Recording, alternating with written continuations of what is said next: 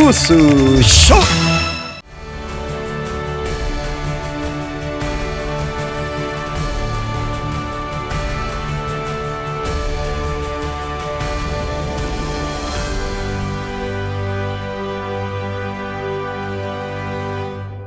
CFC 진실 시리즈. 지난 시간에는 해린교회에 관련한 중부노회의 총회 재판이 불법 허위였다는 것을 분석하여 보도했습니다. 중부노회 관련 총회 재판의 불법성은 거기에서 그치지 않았습니다.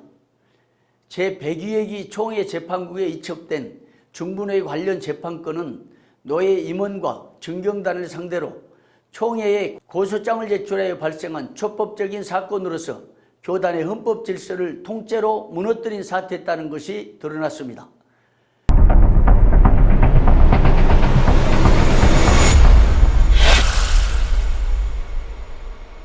그러면 중부노회 관련 제102회기 총회 재판국에 이첩된 사건이 무엇인지 살펴보고 그 사건이 왜 교단의 헌법 질서를 무너뜨린 초법적인 사건이었는지 하나씩 밝혀보겠습니다. 이 사건은 중부노회 김용재 목사 측 소속 새하남교회 임직식과 관련하여 벌어진 사건입니다. 새하남교회 임직식은 2018년 5월 19일 거행한 최형석 목사 위임식과 박장근 목사 원로 추대식이었습니다. 새하남교회 위임 및 원로 추대식은 중부노회 제55회 정기회와 제56회 정기회에서 결의된 후 합법적이고 정당하게 진행되었습니다. 그런데 이 위임식을 마치고 3개월이 지난 후 8월경 중부노회 김용재 목사 측은 총회 재판국 소위원장 유닉세 목사로부터 소환 통지를 받고 새하남교회 위임식 관련 고소장이 접수된 사실을 알게 되었습니다. 그 고소장에는 원고 최규식 목사, 피고는 새하남교회 박장근 목사 외에 9명이었습니다. 그런데 이 고소장에 적힌 피고 10명 중 6명의 소속교회가 전혀 달리 적혀 있습니다. 이덕주 목사는 양곡 소망교회인데 새하남교회로, 이남덕 목사는 노회 명부에 없는 목사인데 적혀 있고, 박동규 목사는 성남 성광교회인데 새하남교회로, 김용재 목사는 한영교회인데 새하남교회로, 김진수 목사는 대광교회인데 새하남교회로, 정순기 목사는 임마누엘 교회인데 새하남교회로 적혀 있습니다. 이런 식으로 고소장이 피고 명단부터 허위투성입니다. 또한 고소장에 첨부된 부전지 내용 역시 과간입니다. 부전지 내용은 해당 노회 임원들과 관련된 사건이기에 부전하여 총회로 직접 제출합니다. 이렇게 기록됐습니다. 이 부전에 의하면 최규식이 제출한 고소장은 노회 소속 목사에 관한 건으로서 총회 헌법 권징조례에 의거 총회가 직접 다룰 수 없습니다. 권징조례 제4장 제19조에는 목사에 관한 사건은 노회 직할에 속한다고 명시되었습니다. 그런데 최규식은 목사에 관한 건을 노회를 거치지 않고 총회로 직접 제출하여 총회 헌법을 위반했습니다. 이 고소건이 불법인 또 다른 이유도 있습니다. 위 고소장을 임의로 상소장으로 변조한 불법 행위인 것이 드러났습니다.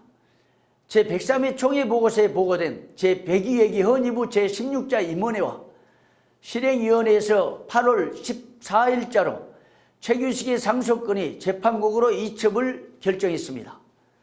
위 상소장은 2018년 8월 20일 오전 10시에 모인 총회 재판국 제19차 임원회와 전체 회의에서 최규식의 상소장은 소위원회로 이첩하여 병합 심리하기로 결의했습니다. 이처럼 고소장이 헌의부를 거치는 과정에서 상소장으로 둔갑하여 처리된 것입니다. 최규식이 상소장을 제출했다면 총회헌법 권징조례 제96조에 의거 하해의 판결 후 10일 이내에 제출해야 하는 건입니다. 하지만 하해인 중부노회에서는 판결한 적이 없고 설사 판결했다 하더라도 상소 기일 10일을 턱없이 도과한 불법 문건입니다. 이런 상황들은 헌의부와 재판국에서 처리한 최규식의 상소장을 누군가 변조, 위조하여 접수했다는 뚜렷한 증거들입니다. 위 상소장이 불법 문건이며 허위 재판이라는 증거들이 또 있습니다. 위 상소장을 재판한 판결문의 제목은 중분의 최규식죄, 중분의 박장근 씨 외 10명에 대한 상소, 과로 고소라고 적시됐습니다. 권징조례에 따르면 고소권과 상소권은 엄연히 구분됩니다. 그런데 총회재판국의 판결문에는 상소장인지 고소장인지 분간할 수 없을 정도로 재판의 ABC도 모르고 작성한 판결문이라는 분석이 나옵니다. 이 상소장의 판결이 엉터리인 증거도 있습니다. 원래 최규식이 제출한 고소장에는 피고 10명으로 적시되어 있는데 판결문에는 고소장에 없는 박봉규가 피상소인으로 끼어들어가 피상소인이 11명으로 변조됐습니다. 또한 피상소인 명단에 기록된 김영덕은 판결 주문에서 빼는 언덕까지 베풀었습니다. 정말 기가 막히고 말문이 막힌 엉터리 재판을 총회재판국에서 강행한 것입니다. 이는 총회재판국이 총회를 기망하고 제103회 총대들을 속인 희대의 재판농단으로 규정할 만한 불법 사건입니다. 이 재판을 맡은 총회재판국 중분회 관련 소위원장은 윤익세 목사였습니다. 위에서 분석 검토한 것처럼 새하남교회 관련 고소장은 헌의부와 재판국을 거치면서 상소장으로 둔갑 변조된 황당하고도 불법적인 재판이었습니다. 더욱이 피고와 피상소인들을 제멋대로 넣었다 뺐다 하는 식으로 날조하여 판결문을 작성한 흔적도 역력합니다. 이런 식으로 총회재판국 일부 정치꾼들이 총회를 기망하고 총대들을 속인 사건이 중분회 사태라는 분석입니다. 지금까지 몇 차례에 걸쳐서 분석 검토한 중분회 관련 재판에는 헌법이 실종된 불법 재판이었다는 것이 입증되었으며 정치 재판이었다는 것도 드러났습니다. 그런 정치 재판으로 인해 중분회 소속 목회자 및 수많은 성도들이 피눈물을 흘리며 엄청난 고통과 피해를 당했습니다. 지난 2회기 동안 황당한 허위재판, 정치재판, 불법재판으로 인해 총회가 속았고 총대들도 기망당했습니다. 그런 실상인데도 총회 임원회는 아무도 모르게 진행된 위법, 탈법, 불법, 정치재판에 대한 어떤 검토도 없이 일방적으로 불법을 행한 자들의 손을 들어주었습니다. 총회 임원회가 단행한 전상망 교체, 대표자 증명서 발급 등을 이용하여 최규식은 현재 김용재 측 임원 및 증경단 13명을 상대로 노회장 사칭, 노회 임원 사칭, 노회 명칭 사용 등의 제목을 들어 총 5억 5천만 원 손해배상 소장을 청구해 놓은 상태입니다.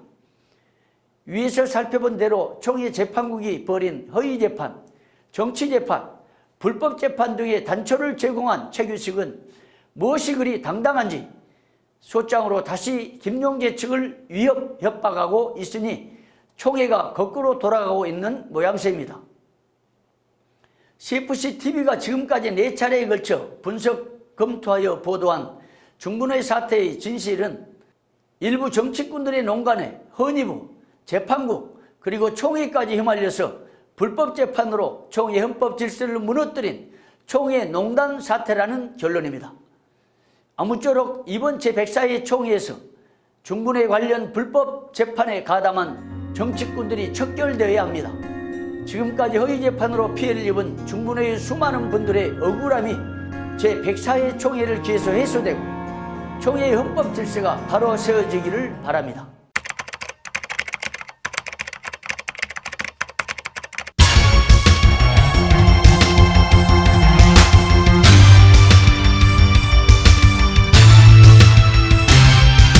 송성용의 뉴스쇼.